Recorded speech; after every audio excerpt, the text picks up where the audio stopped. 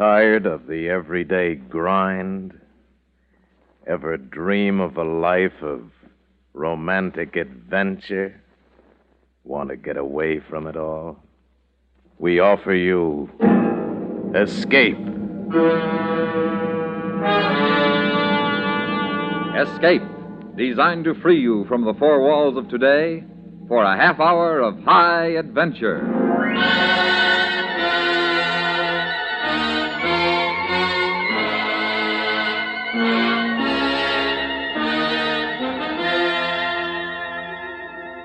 You are one of 4 people trapped in an isolated trading post somewhere in the Yukon Territory. The blizzard outside making escape impossible.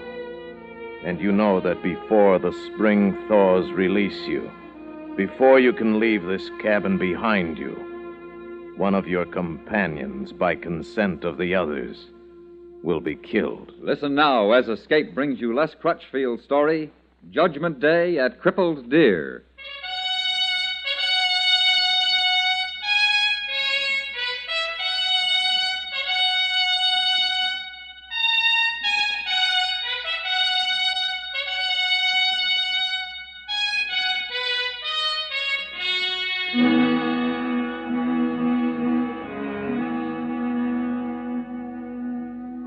I think it most unlikely that you ever heard of Crippled Deer Crossing, and you would have great difficulty locating it on a map, even though the Yukon, for the most part, is vast and empty.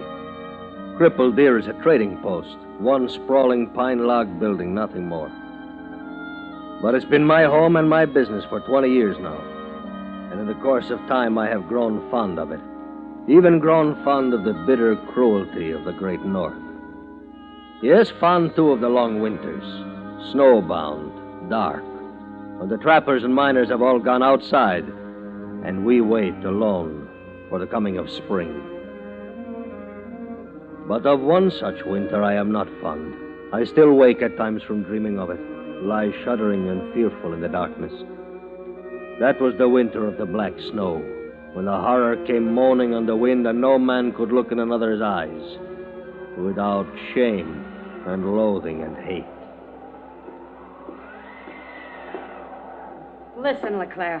Listen to it. I know that sound and the gray skies and the black in the west. It's going to hit us before tomorrow morning. Oh, it's close, all right. What do you think, Joe? Many wolf track in snow last night. Much hunting. Bear now asleep. I think maybe one day, maybe 2, then big blizzard come. All right, 2 days then. That's still cutting it too close. You ought to be here by now. Real anxious, ain't you, Bella? Just can't wait. Honey, what's Marco got that we ain't got? You wouldn't know, Higgins. You would, though, wouldn't you, sweetheart? At least he's got a civil tongue in his head. And he's also got a lot of things you'd give your right arm for, Higgins. He knows how to laugh and live and how to make other people laugh and live. I'll bet he does. And he knows how to treat a woman. Yeah, any woman the way I hear it. You shut that mouth of yours right now or I'll make you wish you had. You will, Higgins. In a day or two now, the blizzard comes. Close the trails. And we here, then all of us together the rest of the winter. Here, this one building, no way to get out. I tell you once and for all, I will not have this kind of feeling. Then let him shut up. Can't take a joke. That's enough, Higgins. He's got a right to be worried. I'm worried myself. Marco and Blakey don't have enough grub up there. If they get snowed in at that mine, they can't possibly last out the winter. And that blizzard is close. Should have come down by now. I was just funning her, LeClaire. Sorry, Belle. Then watch what you're saying. Don't worry. They'll make it all right. Why, Marco Moore knows more about this country and the weather than most people. No talk. Hear sound. Well, what is it, Joe? Dog team. Sled coming. Marco. Must be Marco and Blakey. Where's those binoculars? Maybe we can see them when they come through the gap, huh? Higgins, help me open the window. Might not be them, Belle. Could be Robertson. Not him. He's too smart a Mountie to get snowed in this far from Dawson. Come on, push. All right, here. Let me see now. It's nearly too dark to... Hey, there's a sled, all right, coming out of the gap. It's them. It is them, isn't it? I can't quite make... No. No, it's only one man. A Mountie. No, not Robertson. It's Blakey. But Marco is not with him. What? Blakey coming in alone. Alone? 2 partner go. 1 come back very bad. No, shut up, Joe. Don't pay any attention to him, Bell. Marco is all right. He better be. For Blakey's sake, he better be.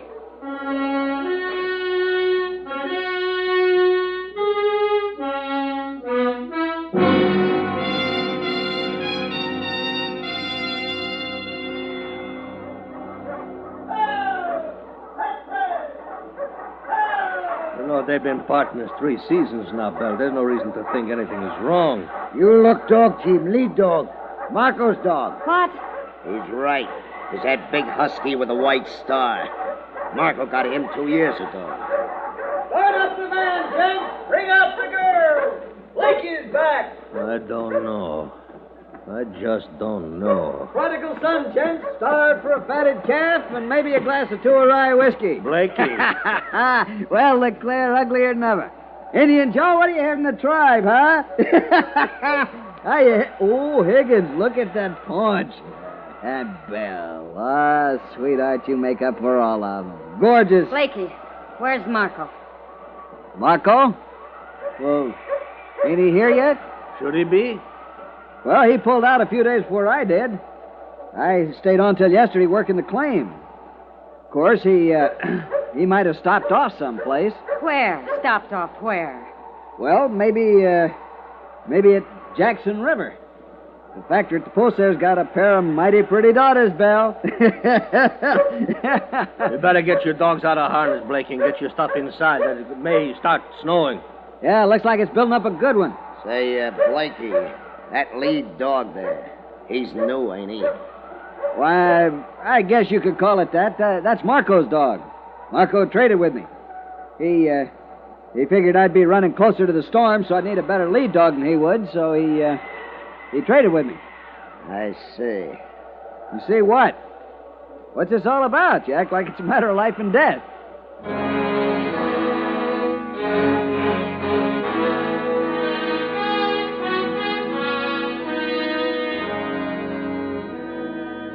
The 4 of us talked it over while Blakey was unpacking his sled. It didn't add up. We agreed on that. At least it didn't add up the way Blakey was claiming. He was a born liar, we knew that, and Marco should have been at the trading post by now, even if he had stopped off at Jackson River. When Blakey came in, we ate, and then we waited some more. Still no sound of another dog sled or Marco. Wind seems to be slacking off some. Blizzard ain't far off. Wind always slacks off first. Who's for a game of pinochle? What's the matter with all of you? You ain't spoke one decent word to me since I got here. Anybody think I was a wolf that sneaked in out of the woods or something? Well, why don't somebody say something? How'd you get that bruise under your eye, Blakey? How'd you get that bruise? You sit around and stare at me for a couple of hours, and then the only thing you can think of to say is, how'd you get that bruise? What happened? Did you get in a fight with somebody? I got the bruise from a rock. But how? I was working in the tunnel we drove. Some rock fell out of the roof, and a piece of it hit me. That's how I got it. You're lying. What's the matter with you, Belle? You're lying, I said. You fought with Marco. That's how you got it. I ain't fought with nobody. Why would I fight with him? We was partners. Was, Blakey? I mean, are. We still are. What did you fight about, Blakey? Nothing. We didn't fight about nothing. You gotta have some reason, Blakey. Partners don't start fighting over nothing. I mean, we wasn't fighting. Look, I don't know why Marco isn't here. I ain't his mother. Maybe he changed his mind. He said he was going to be here. That's all I know about it. Then why isn't he? He left before you did. You said so yourself. Where is he, Blakey? I don't know. What's the matter with all of you? You think I killed him or something? Yeah. What? That's right, Blakey. We think maybe you killed him. Oh, come off of it. You're out of your mind. You're kidding. That's what it is, a joke, huh? Me killing old Marco. That's a laugh for you. You're going to tell us about it, huh? About what? There ain't nothing to tell. Now, look, if I had done something, why would I come straight here where you're all friends of his, where you're expecting him? Where else would you go? Well, to Jackson River. They don't have room to put a man up. All right, I could head for Dawson or south to Whitehorse. Storm too close, no time. Here only place. All right, answer me one thing. Why? Why do you think I'd kill him? Show him, LeClaire. Yeah. This might be the reason, Blakey. You've been going through my stuff. You got no right. We did it anyway. Now, what about this? I was going to tell you about that. I figured I'd wait and make it a kind of surprise. Surprise. It's rich quartz, Blakey. Must have opened up quite a pocket. It's the richest lode between here and Mackenzie Bay. Not rich enough for two? Marco didn't even know about it. I stumbled onto it after he'd already left. That's why I was keeping it for a surprise. These two, Blakey? Were you keeping these for a surprise? I gave him those gloves and that writing tablet. And I knitted that pair of socks last winter. Well, he told me to pack up anything he'd missed, bring it along. That proves he was figuring to come here. Why? Well, look, I know you're worried about Marco and all. Do you? But you're thinking the wrong way, all of you. You're all wrong. You're mixed up. You're saying you didn't kill Marco, but you ain't saying it very good. Joe, show him what you found in the sled. You got no right to bother my things.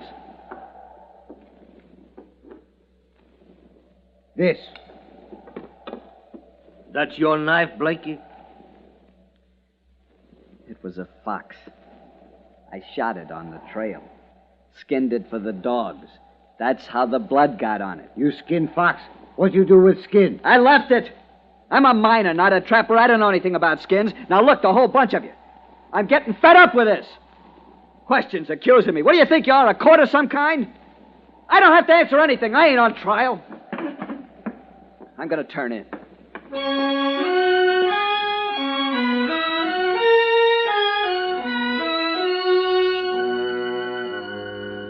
Next morning, the barometer dropped again, and we knew that blizzard would hit any minute.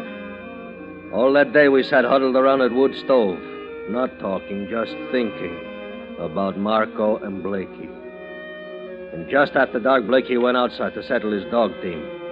By the time he came back in, we decided.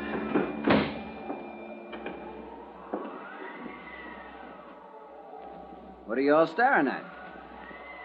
Blakey, we're going to give you a trial. A trial for what? Jury of your peers. That's the only law we got. That's all we're likely to have till spring. Robertson bypassed as he got on through to Dawson to beat the blizzard. It's just you and us, Blakey. You're crazy. You ain't the law. If you got anything to say in your own defense, any explanation... I ain't doing no more talking. You can't do nothing to me. Whatever you say, Blakey. Let's vote. Get it over with. If he won't talk, there ain't no use asking him anything else. I say he killed Marco. One vote guilty. 2. Of course he did it. Joe? He killed. That's 3 guilty, and mine makes 4. That's unanimous, Blakey. And just what do you aim to do about it? Well, we got to decide. Well, I'll decide for you. You ain't gonna do nothing. And you know why? Because of this. Grab him, Joe. Hold it. But don't none of you move. Looks a little different now, don't Put it down, Blakey. That rifle won't get you out of this. It won't, huh? Well, I'd say it's made some changes already. 4-1. You felt mighty big, didn't you? Well, how do you feel now? Things is kind of even up a little, ain't they? You can't hold us at gunpoint all winter. I ain't figuring to. I'm getting out of here. And none of you better try to stop me. Where are you planning to go? That's my business. But I sure ain't going to stay around here no longer. Now, all of you, stay right where you are. He's crazy. Where could he get to? Nowhere's maybe, but he ain't thought that far. All he knows right now is he's going to get away. Well, what are you going to do about it? Get your rifles. We go after him.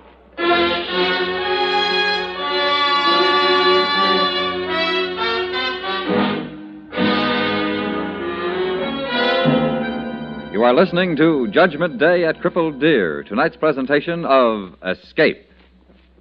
Saturday night on CBS Radio's thrilling Western series called Gunsmoke, meet United States Marshal Matt Dillon. Marshal Dillon faces another problem this Saturday, a problem as real and vital as the Old West itself, and just as full of action as well. Don't miss the exciting, unusual drama on CBS Radio's Gunsmoke, Saturday night on most of these stations. And now, Escape and the second act of Judgment Day at Crippled Deer.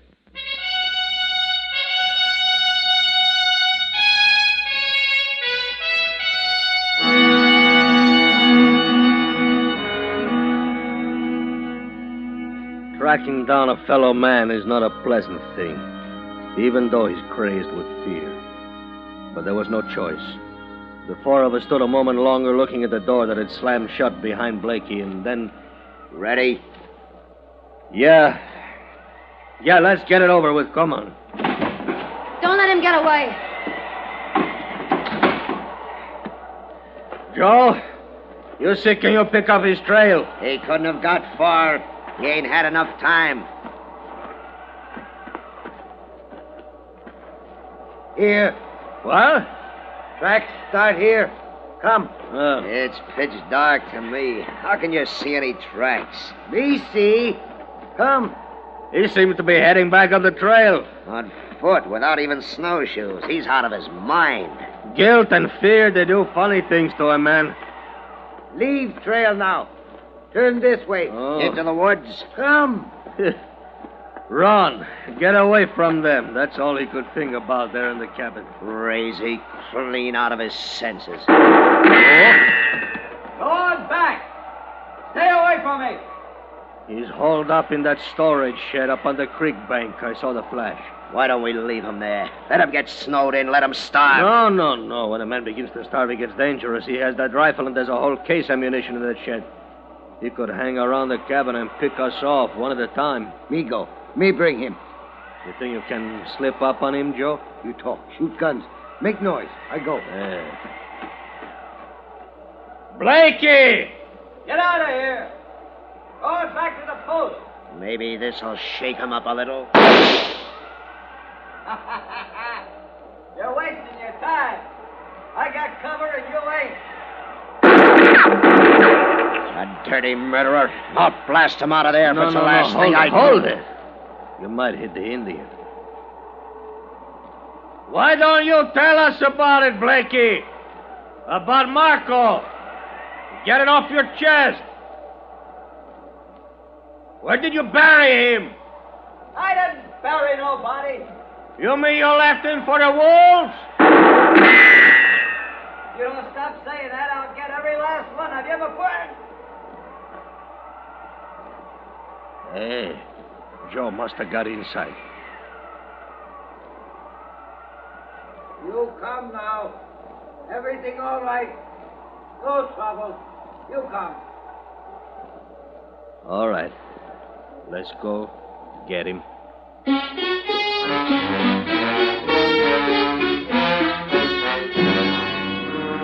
We dragged him back to the post. We tied his hands together behind his back and locked him in one of the bunk rooms. Then we sat, the four of us. We didn't say much, not looking at one another, knowing what we had to decide, putting it off as long as we could. And then it was Belle, who had been in love with Marco and was ready not to go to pieces any minute, finally brought it out in the open. We can't sit here and put it off all winter. We got to decide what we're going to do. Get it over with. I suppose you're right. You know I'm right. What's the matter with all of you? What are you afraid of? It's a big responsibility, Belle. Not from me. Maybe you can feel sympathy for him, but I don't. He don't even count. 100 of him would make up for Marco. Perhaps you're right, Belle, but what I was thinking, Storm ain't hit yet, and as long as there's a chance Robertson will still come, well, maybe we ought to wait and leave it to him. After all, he's a law. It's his job. Redcoat no come now. Blizzard too close. He go very fast to Dawson. No one spend winter here. Joe is right. We can't figure on turning Blakey over to the police. Robertson's already probably in Dawson. And we can try to keep him prisoner clear through the winter. I guess we all agree on that. You know what I agree on. So I guess we better make up our minds, huh? Mine's made up now. You know that. Yes, I know that, Belle. Law of my people say, man who kill friend must die always. I don't know, LeClaire. Killing a man in a fight or a battle when you're crazy mad, that's one thing. But doing it in cold blood like this, well, it ain't easy to face it. It ain't the same. I guess we all feel that way about it. None of us want to do it. It looks to me like we don't have much choice. We don't, and the sooner the better. I don't know. The Mountie might still come. Make up your mind, Higgins. If you're afraid, say so. Well, it ain't that. You agree with the rest of us then, or don't you? Yeah, I agree. Well, it's settled then. Well, we might as well get it over with, huh? How are you thinking to do it, LeClaire? Well, hanging, that's the usual way, I guess. That roof pole outside the front of the cabin, we could take him up on the roof and tie the other end of the rope to that pole. And then make him step off. How much of a fall does it take? I only seen it done once down in the States. Wouldn't do to have it go wrong. No call for him to suffer any more than this. No, we'd do careful. We plan it all out. Stop talking about it and do it. Do it and get it over with. We're going to, Belle. Well, get on with it. Oh, Joe, get a ladder up against the eaves out there, huh? Higgins and me, we cut a piece of rope. Good.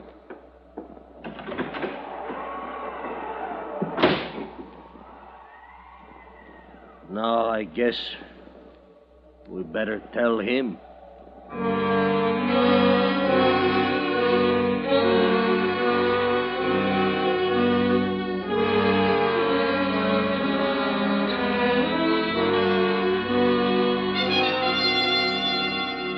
Hang me? You've decided to hang me? Blakey. You don't even know what you're saying. People don't sit down and decide they're going to hang somebody and expect to get away with it. You can't take the law into your own hands. You're just making it harder for us, Blakely. Harder for you? I'll make it harder for you when Robertson shows up. Robertson ain't gonna show up.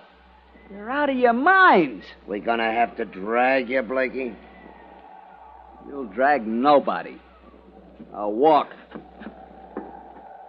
See just how far you're planning to go with this. All right, we go out through the main room. Belle, you know what they're figuring to do? Yeah. Well, do something. Stop them. You're a woman, Belle. You're different. I wish there were 10 of you, Blakey, so they could hang you 10 times instead of once. Belle. Get him out of here. Take him out and get it over with. Yeah, come on. She's crazier than the rest of you. It's all crazy, like a nightmare. Watch your step, LeClaire. That crust is freezing. It's slick. Yeah. Like it ain't real. Ain't really happening. Not to me, anyway. You know, that wind has died down some. Always does just before the blizzard hits. All right, Blakey. Climb up on the roof. Roof? Yeah. And you climb the ladder, or you want us to help you? I can climb. You go up there by the ridgepole, Blakey, up there where Joe is standing. Yeah, better let me help you. A lot of snow on the roof. Ain't easy with your hands tied that way. All ready, rope tied. Everything ready. Oh. Well, might as well we get on with it, huh? Maybe you better tie it around his neck, LeClaire. Huh? You seen it done once. If I can remember. Hey, Blakey, come stand closer to the edge here, huh? Careful, LeClaire. It's dark. Don't slip. Yeah, that's fine. Right there now. Well, it's a joke, huh? That's what. You gents are just trying to scare me so we can laugh about it afterwards. Hold still, Blakey. A joke. Hold still. A real good joke. All right, that's tight. That's very funny. Well, looks like we're ready. Yeah. Well, you got any last words, Blakey? I guess you better say them now. You jump now. Joe. You jump. Stop pushing. You jump now!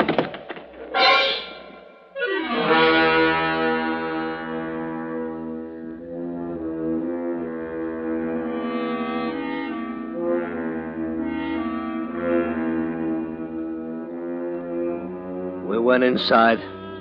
We left him swinging there, figured to take him down in daylight and bury him. I opened a bottle of brandy and we drank some fast in gulps. We needed it because it wasn't easy to do it. Not in cold blood that way. It didn't change much either when we stopped to think about it. It didn't bring Marco back to life, killing Blakey. Even Belle, who was crazy for revenge, was feeling sick. Then we got to thinking about Robertson, too, how he never missed stopping by before on his last trip out to Dawson. And then Joe heard it. Dogs! Here, dogs! Sled come! Robertson! I told you we ought to wait. Now we're in for We it. gotta do something. We gotta think of something to tell him, make up a story. What, with Blakey still hanging out there? What story? But we gotta do something. All we can do is tell him the truth and hope he sees it the way we did. He's an old-timer in the North. He'll understand. We'll make him understand. He'll be snowed in with us here. All us together for the rest of the winter. We'll make him understand. We did right. At least we know it. I think he will. Got a steak and a drink for a hungry man? Well? Marco. Why all the surprise? I promised you I'd be here, didn't I, Belle? Stopped over a couple of days in Jackson River. Dang near got snowed in. Say, did Blakey make it all right? He was going to leave the mine a couple of days after I did.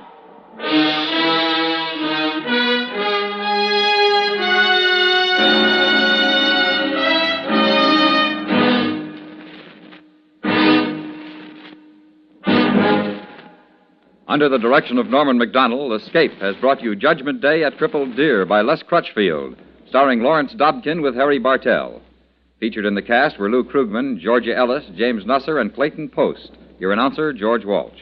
The special music for Escape is composed and conducted by Leith Stevens. Next week.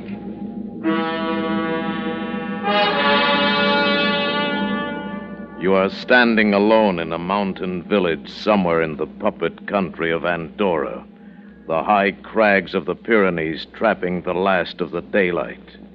And you know that in one of the stone houses facing you, behind one of the doors that is closed against you, is a beautiful woman whom you must find before she meets her death. So listen next week when Escape brings you Kathleen Height's story, The Wall.